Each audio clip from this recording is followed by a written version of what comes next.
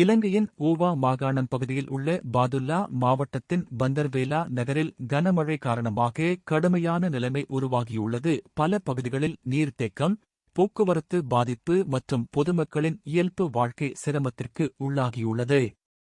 தொடர்ந்து பெய்து வரும் கனமழையால் மக்கள் பாதுகாப்பாக இருக்குமாறு அதிகாரிகள் எச்சரிக்கை விடுத்துள்ளனர். இந்த வீடியோவில் பந்தர்வேலா நகரின் தற்போதைய நிலை, மழை காரணமான பாதிப்புகள் மற்றும் வைரலாகும் காட்சிகள் இடம்பெற்றுள்ளன.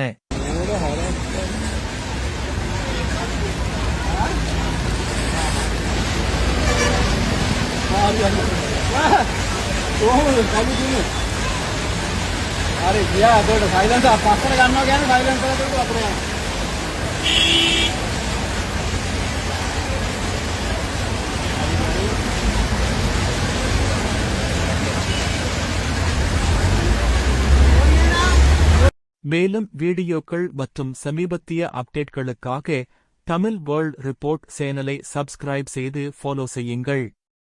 நன்றி.